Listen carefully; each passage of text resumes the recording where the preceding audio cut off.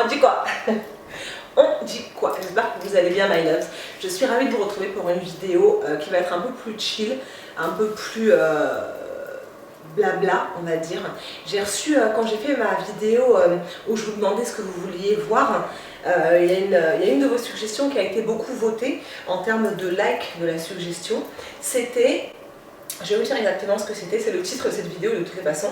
C'est parler de la solitude. Attends, parler de la solitude en tant que parent et rester toujours positive malgré les difficultés.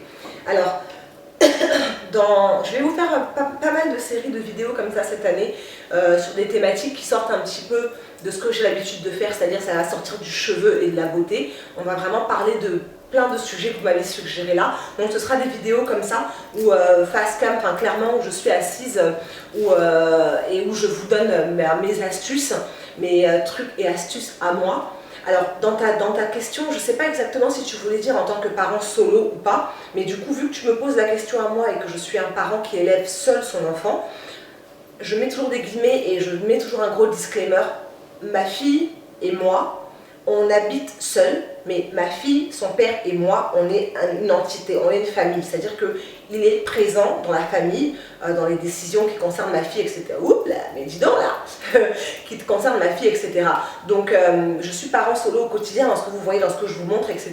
On est deux parents à s'occuper de mon enfant. Donc il faut vraiment vous garder ça en tête. Je vais répondre du coup selon ma situation, d'accord? On est en pleine période de Covid, la distanciation est toujours de rigueur. En France, voilà, on a un couvre-feu maintenant qui a été augmenté, etc. Bref, ça n'empêche pas ce que je vais vous dire en premier point. Pour moi, il est très important d'avoir des amis, il est très important d'avoir des proches, même si c'est juste des connaissances avec qui vous pouvez aller boire un verre. En ce moment, c'est compliqué, mais vous pouvez peut-être vous retrouver chez les uns et les autres en tenant toujours compte des distances, etc.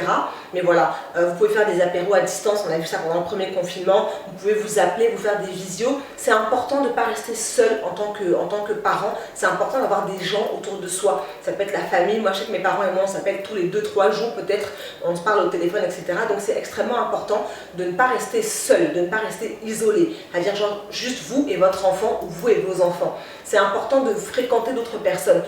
Si vous allez au travail, ben voilà, d'essayer d'avoir de bonnes relations avec vos collègues, etc. C'est extrêmement important de ne pas garder cette solitude justement au quotidien, de ne pas la maîtriser, de ne pas la cultiver. Parce que la solitude, c'est pas bon pour l'être humain, c'est pas bon. Dieu n'a pas voulu qu'on soit seul sur la terre de toutes les façons. Donc être solo, être parent solo, il faut vraiment réussir à s'accompagner et à s'entourer de gens qui seront là pour vous aider, pour vous écouter, qui seront là peut-être pour vous tirer vers le haut aussi et vous sortir de cette solitude-là. Il y a un deuxième point qui pour moi est très très important, c'est apprendre à savourer la solitude. Je sais que c'est difficile, j'ai eu du mal à le faire au tout début quand ma fille était plus petite, mais maintenant ça c'est un peu plus facile. Je vais vous donner un exemple, ça s'est passé hier, on est dimanche, ça s'est passé hier. Ma fille est partie passer la journée chez une copine et au final elle voulait rester dormir là-bas. Donc après avoir bien bataillé, bien bataillé, j'ai accepté qu'elle reste là-bas. Et du coup ça m'a fait une soirée juste pour moi. Donc pendant cette soirée-là, j'ai pas fait ce que j'avais prévu de faire à manger, mais je me suis fait un truc qui me faisait plaisir. Je me suis fait un burger avec des patates douces.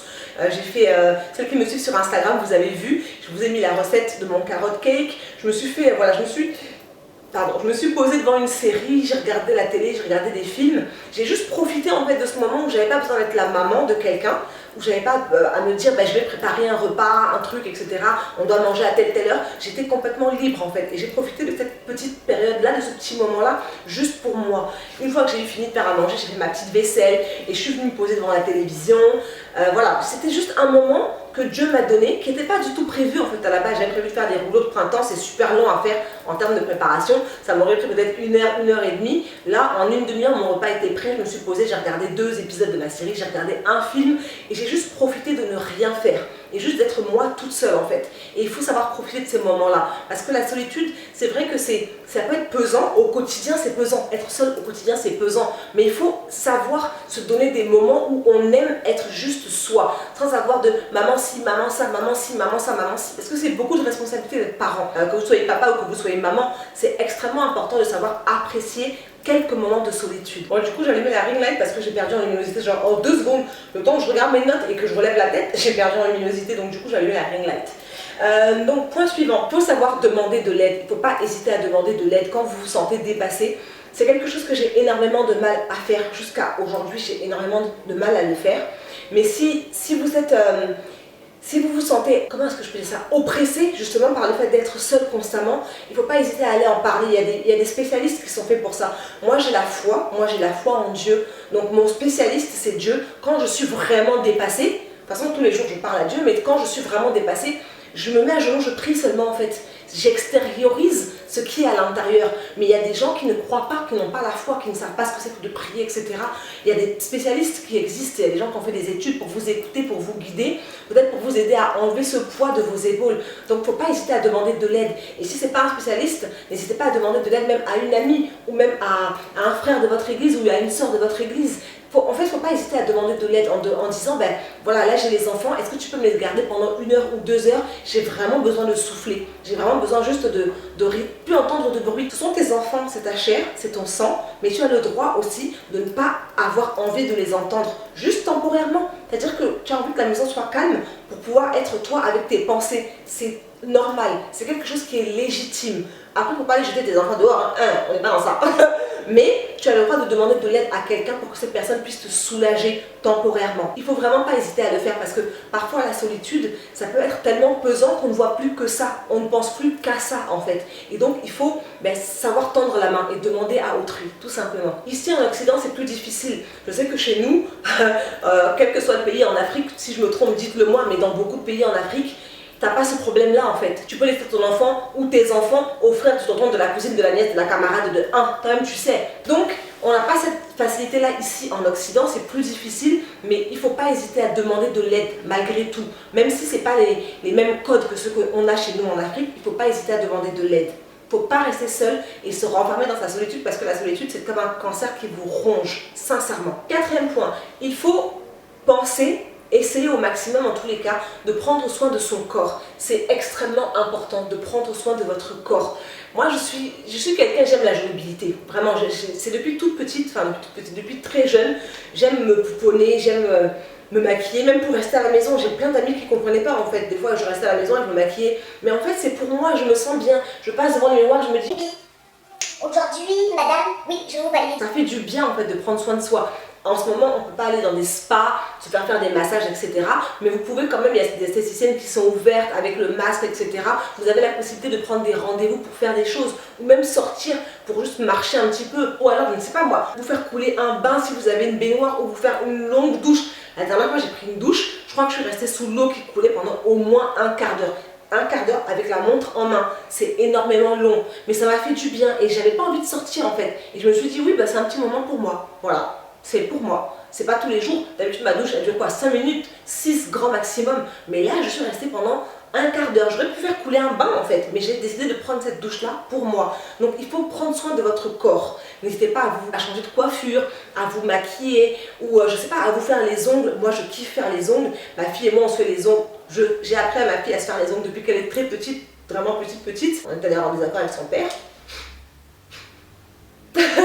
Mais voilà, c'est quelque chose qui est important selon moi, prendre soin de son corps. On n'est pas seulement un esprit. La solitude va peser sur votre esprit, mais si votre corps, lui, ne se sent pas bien, ne se sent pas chouchouté, à ce moment-là, vraiment, je peux vous assurer que vous allez tirer dur.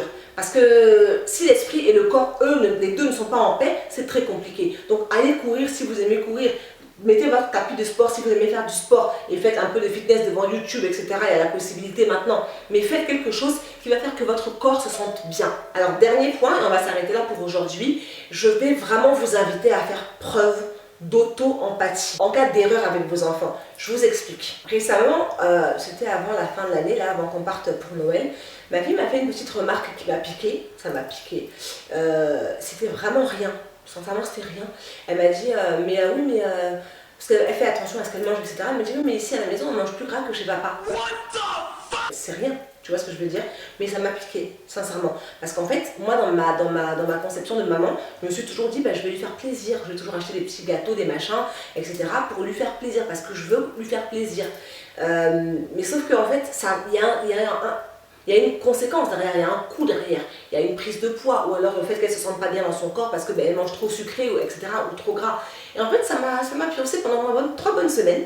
Et donc du coup, on est juste repassé à ce qu'on faisait avant, parce qu'on le faisait déjà avant, où j'ai recommencé à faire à manger un peu plus équilibré, à lui demander ce qu'elle voulait manger, de sain, à faire des recettes plus saine tout simplement, parce que je me suis laissée aller pendant un bon bout de temps et ça me faisait plaisir de me laisser aller, mais pour moi. Mais je suis pas seule, je suis pas le seul individu, donc j'aurais pu me braquer. Je me suis braquée à l'intérieur de mon cœur, tu vois, où je me suis dit en fait non, clairement on mange pas gras chez moi, non, on mange bon chez moi. mais en fait c'est gras, et du coup il faut savoir reconnaître en cas d'erreur et faire preuve d'auto-empathie. Ce que j'ai fait, quand je dis erreur, attention, hein, c'est pas non plus, j'ai pas tué quelqu'un, hein, non, mais ce que je veux dire c'est que le fait de faire tout le temps des trucs, des bonnes sauces, etc., ça a un coût derrière, ça a un impact derrière, donc c'est une erreur, entre guillemets, mais j'ai appris, vous voyez ce que je veux dire? J'ai appris qu'il faut quand même un juste milieu entre les deux, c'est-à-dire qu'il faut faire des... C'est ce que je fais, hein, quand vous voyez nos menus de la semaine, celles qui me suivent sur Instagram, encore une fois vous savez, on essaye de faire ça en temps normal. Mais là, ces derniers mois, la fin de l'année 2020 a été très difficile mentalement, donc j'avais pas du tout envie, en fait, clairement. Je me suis dit, ok, je me suis laissée aller, j'ai relâché, clairement, en tant que maman, j'ai relâché. C'est pas grave, maintenant je vais apprendre, ça veut dire que je vais recommencer à faire toutes les semaines un menu et je vais racheter à nouveau plus de légumes, on va faire plus de recettes et je vais reprendre le plaisir de redécouvrir de nouvelles recettes. Et il faut être bon avec soi-même, avec les erreurs qu'on peut faire. Je vous donne des exemples de ma vie de tous les jours parce que c'est ça ma chaîne, je partage avec vous mon quotidien. Après il y a d'autres erreurs que j'ai pu faire quand Lily était plus jeune, etc. Mais voilà, ça c'est celle qui est la plus récente et qui m'a le plus marqué. Sachez être bon avec vous-même. Reconnaissez quand vous avez fait des erreurs et corrigez le tir. C'est très important de corriger le tir parce que c'est pour votre enfant, c'est pour demain, c'est pour le demain de votre enfant, pas nécessairement pour vous, mais c'est pour le futur de cet enfant, de vos enfants. Donc si vous avez fait des erreurs, vous leur avez mal parlé, apprenez à vous dire oui, là j'ai mal parlé, je m'excuse, j'aurais pas dû te parler comme ça, ou j'aurais pas dû te taper, ou j'aurais pas dû te punir si c'est une punition qui n'est pas justifiée. Mais voilà, apprenez quand même à reconnaître, à rectifier le tir, mais à ne pas être trop dur avec vous. Au sens où on est des êtres humains. Même dans la parentalité, on apprend. Et vraiment, croyez-moi, il n'y a pas d'âge pour apprendre. Ma fille aujourd'hui, elle a 15 ans. Ça fait 15 ans que j'apprends. Ça fait 15 ans que j'apprends et j'ai pas fini. Donc voilà, c'est tout pour cette vidéo My Loves, j'espère qu'elle vous aura plu. Si jamais vous avez d'autres points, n'hésitez pas à me les mettre en bas dans les commentaires. Ce que j'aime avec les commentaires, c'est que je ne suis pas la seule à les lire, croyez-moi, vraiment, je ne suis pas la seule à les lire. Et en fait, ton commentaire, ton partage peut aider une autre maman ou un autre papa qui est seul et qui vit cette situation-là et qui ne sait pas comment faire pour s'en sortir. Donc vraiment, quand je vous dis de commenter, c'est pour moi, certes, parce que vous interagissez avec moi, mais je vous assure, j'ai eu tellement de gens qui me disent merci de demander aux gens de commenter parce que même si je ne commente pas souvent, je lis les commentaires et ça m'édifie, j'apprends ci, j'apprends ça, j'ai pris telle astuce, telle chose. Donc sincèrement, merci à vous de commenter. Même si vous n'êtes pas parent, vous pouvez avoir des idées sur ce que vous voulez dans le futur faire pour vos enfants, etc. Ou si vous n'êtes pas parent, vous pouvez nous expliquer comment est-ce que vous luttez contre la solitude en tant qu'individu, sans enfant, etc. Sincèrement, les commentaires, c'est vraiment, pour moi, c'est la base. C'est vraiment la base de ma chaîne. Et je vous demande à chaque fois de commenter, plus que de liker si vous avez bien remarqué. Je demande toujours vos commentaires parce que c'est vraiment ce qui fait que la communauté, elle grandit et qu'on apprend tous les uns des autres. En attendant une prochaine vidéo, prenez soin de vous. Je vous fais des gros bisous. Faites attention à vous, vraiment prenez soin de vous. Le gel hydroalcoolique, c'est pas terminé. Je vous dis à très vite. Mouah. Un peu de détails croustillants, ça faisait longtemps. Mon fond de teint, c'est toujours le même, celui de chez Revolution Makeup. J'en ai plus, je l'ai terminé. Je l'ai vraiment fini, donc il faut que je le recommande. Mon rouge à lèvres, c'est un truc de chez Colourpop, je sais plus exactement lequel. Et sur mes yeux, j'ai ressorti une vieille palette de la marque Sedona Lace parce que j'avais envie de faire un truc bleu, vert un petit peu. Et voilà. Mon highlighter, c'est Makeup Revolution aussi. Golden quelque chose. Rock on World, voilà c'est ça. Et mes faux cils viennent de chez AliExpress. Vous savez tout, oui.